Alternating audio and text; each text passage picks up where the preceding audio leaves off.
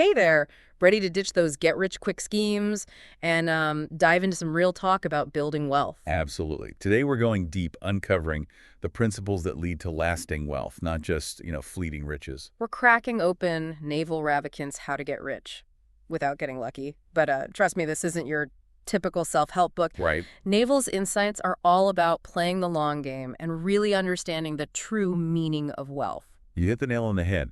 For Naval, it's not just about money. It's about creating a life of abundance. And that starts with understanding the difference between wealth, money, and status. Okay, I'm all ears. Break it down for me. What's the distinction? Think of it this way. Money is like a river. It's simply a tool to transfer wealth. Status is like trying to climb a ladder, always looking to get one step above someone else. Mhm. But real wealth, that's like building a well. It's about creating something that generates abundance over time, not just grabbing what you can at this moment. So it's about shifting your mindset from scarcity to abundance, from competing for scraps to creating something that benefits everyone. Exactly. It's about recognizing that true wealth creation is a positive-sum game where everyone can win. And that's why Naval stresses the importance of owning equity. Equity meaning having ownership in something that grows beyond just your individual efforts. Precisely. He's talking about moving beyond just trading your time for money and creating something that scales, something that has the potential to generate wealth exponentially. Think about the difference between a taxi driver and the founder of Uber. Okay. Both provide transportation, but one owns a piece of a system that's vastly more scalable. That's a great analogy. But even with a brilliant idea, isn't luck still a huge factor in building something like Uber? Naval tackles this head on. He argues there are different types of luck. Sure, there's blind luck, but he's more interested in the kind you create for yourself. Okay. It's about putting yourself out there, being prepared for opportunities when they arise, and constantly building your knowledge and skills. So it's less about wishing for good fortune and more about becoming the kind of person who's ready to seize opportunities when they appear. Exactly. It's like that old saying, luck is when preparation meets opportunity. But here's the really interesting part. Naval argues that building a strong character is the ultimate form of luck creation. Character. Yeah. How does that factor into building wealth? It almost sounds like he's talking about building a good reputation. It's more than just reputation, though. That's certainly a part of it. He's talking about developing those core traits that make people want to work with you, trust you, and bet on you for the long haul. Things like integrity, honesty, and a genuine desire to create value for others. So it's about being someone people can rely on, someone who's in it for the right reasons, not just for the quick buck. Absolutely, because in the long game, your character is your currency. It's about building a foundation of trust and respect that will serve you far better than any get-rich-quick scheme ever could. That makes a lot of sense. So we've talked about shifting your mindset to abundance, owning equity, and building strong character. What other principles does Naval highlight in his quest for building wealth?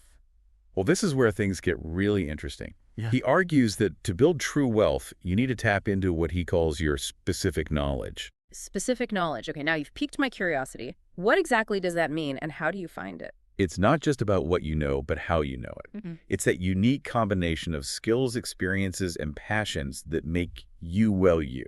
So it's not just about memorizing facts and figures. It's about cultivating that deep, nuanced understanding that comes from real-world experience and genuine You curiosity. got it. It's about finding that intersection between what you're good at, what you enjoy, and what the world values. Imagine a Venn diagram. Your specific knowledge is right there in the sweet spot where those three circles overlap. Okay, that's a helpful visual. So it's about identifying those unique skills and interests that make you stand out from the crowd and then finding ways to leverage those skills in a way that creates value for others. Exactly.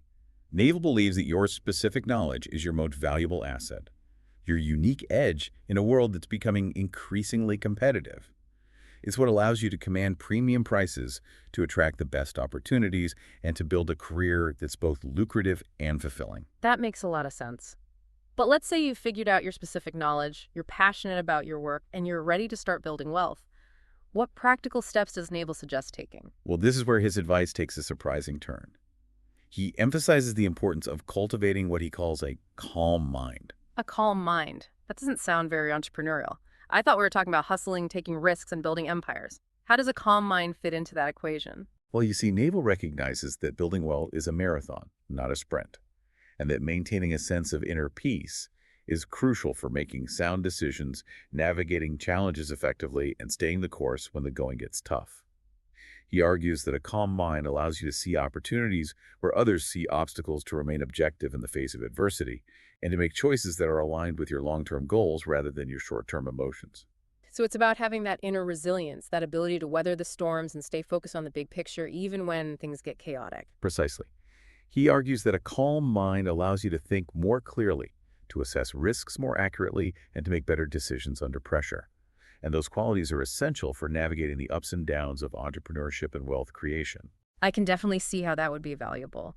But how do you actually cultivate a calm mind, especially in a world that's constantly bombarding us with distractions and stressors? It almost seems like a superpower. Well, Naval believes that cultivating a calm mind is an ongoing practice, a commitment to nurturing your inner world just as diligently as you nurture your outer achievements. He recommends practices like meditation, mindfulness, and spending time in nature as ways to quiet the mental chatter, reduce stress, and cultivate a sense of inner peace. So it's about creating those mental habits, those daily rituals that allow you to step back from the chaos, recharge your batteries, and approach your work with a renewed sense of focus and clarity. Exactly. He compares it to having a well-maintained machine. The calmer and more centered you are, the more efficiently and effectively you'll be able to operate in all areas of your life, including your career. Yeah. That's a great analogy. So we've got a calm mind. What else does Naval recommend for setting ourselves up for success in this wealth building journey? Well, he doesn't stop at just mental well-being. Naval also emphasizes the importance of cultivating a fit body. Okay, so now we're talking about physical fitness. I'm starting to see a theme here. Naval's approach to wealth is much more holistic than just focusing on money and business. Absolutely. He recognizes that your physical health is inextricably linked to your mental clarity, your energy levels, and your overall well-being. And those factors play a huge role in your ability to perform at your best, to make sound decisions, and to maintain the stamina needed to achieve your long-term goals. So it's not just about looking good in a suit, it's about having the physical energy and vitality to sustain you through the long hours, the inevitable setbacks, and the constant demands of building a successful career or business. Precisely. He often talks about the importance of having a long-term perspective. And you can't play the long game if you're not taking care of your physical health. It's about creating a sustainable lifestyle that supports your ambitions rather than detracting from them. That's a great point. It's about recognizing that your body is your vehicle for achieving your goals. And just like you wouldn't neglect maintenance on your car, you shouldn't neglect taking care of your physical well-being. Exactly. And this brings us back to Naval's concept of specific knowledge.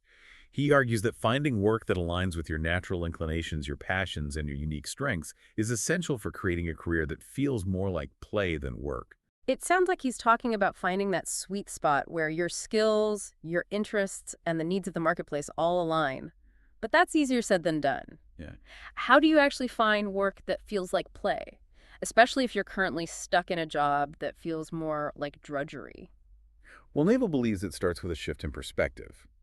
He encourages people to approach their work with a sense of curiosity, to look for opportunities to learn and grow, and to view challenges as opportunities for innovation rather than obstacles to be avoided. So it's about cultivating that growth mindset, that belief that you can always learn and improve, and that even within the most mundane tasks, there are hidden opportunities for creativity and innovation. Exactly. He argues that when you approach your work with a sense of playfulness, you're more likely to find joy in the process, to come up with creative solutions, and to attract opportunities that you might otherwise miss. It's like that saying, do what you love and you'll never work a day in your life. But it sounds like Naval's philosophy goes beyond just finding a job you love. It's about bringing that love of learning, that sense of curiosity to everything you do. Absolutely. He believes that when you're truly engaged in your work, when you're constantly learning and growing, you create a virtuous cycle that fuels your passion, deepens your expertise, and ultimately enhances your earning potential. That's a powerful concept. So we've talked about cultivating a calm mind, building a fit body, and finding work that feels like play. What other gems of wisdom does Naval offer on the path to wealth creation? Well, this is where his advice gets really practical.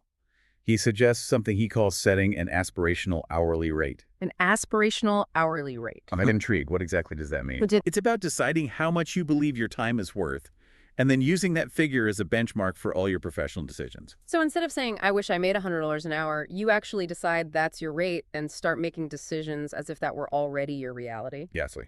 It might sound a little strange at first, but Naval argues that by setting an aspirational hourly rate that feels almost absurdly high, You force yourself to prioritize your time, to focus on high-impact activities, and to say no to anything that doesn't align with your financial goals. So it's about shifting your mindset from scarcity to abundance, from thinking, I'll take whatever I can get, Hmm. to my time is valuable and I'm only going to spend it on things that are worth my while. You got it.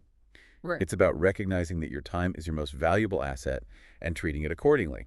It's about recognizing that your time is your most valuable asset and treating it accordingly. So you're saying it's not just about the money coming in, but the value of the time you have to earn it?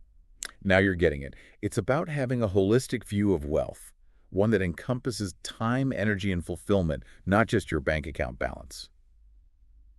And speaking of time, Nable's a big advocate for something he calls building an uncluttered calendar. An uncluttered calendar. That sounds like a dream come true and maybe a bit unrealistic. How do you actually make that happen when you're juggling a million things?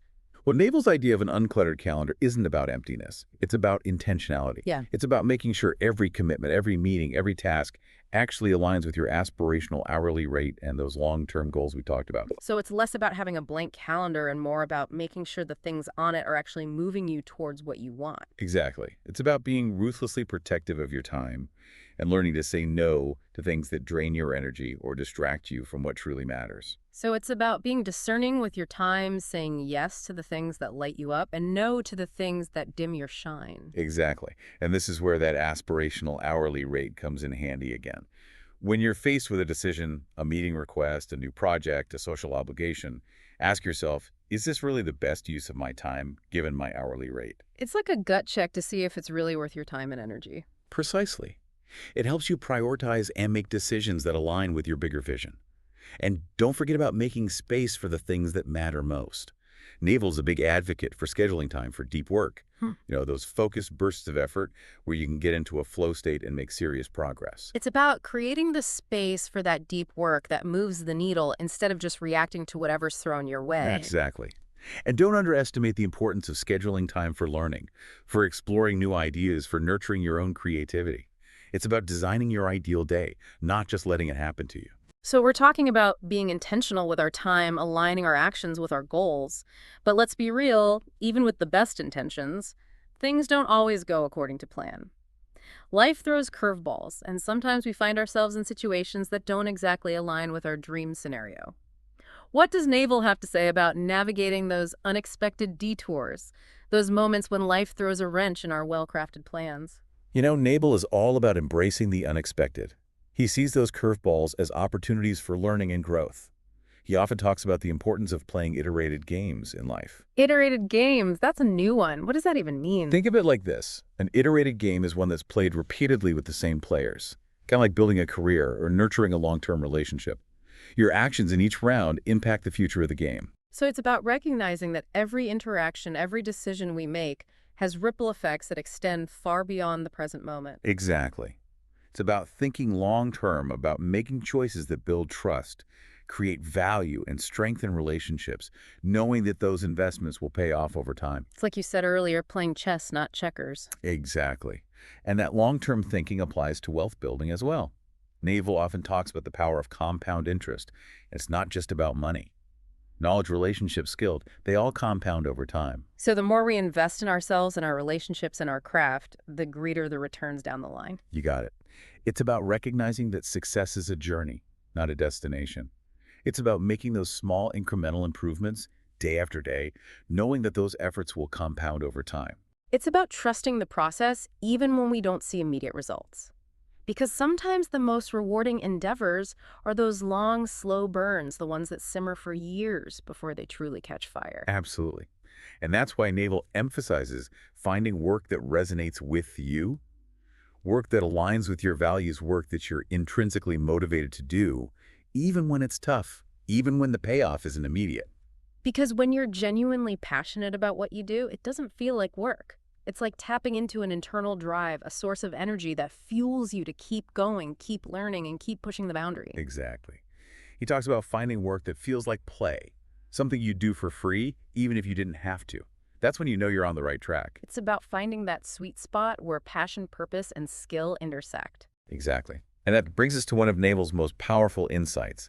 He believes true wealth and fulfillment come from escaping competition through authenticity. Escape competition through authenticity. I love that. What does that look like in practice? It means embracing your unique strengths and passions and not being afraid to stand out from the crowd. It means creating something that reflects your individual perspective, your values, your authentic self. So instead of trying to fit in or imitate others, it's about leaning into what makes you you. Exactly. Because when you're authentically you, when you're fully aligned with your purpose, that's when the real magic happens. That's when you attract the right opportunities, the right people, and ultimately create a life of true abundance. This has been an incredible deep dive into the world of Naval Ravikant. So as we wrap up, is there one final nugget of wisdom you'd like to leave our listeners with? Remember, wealth isn't just about money. It's about creating a life of purpose, passion, and deep fulfillment.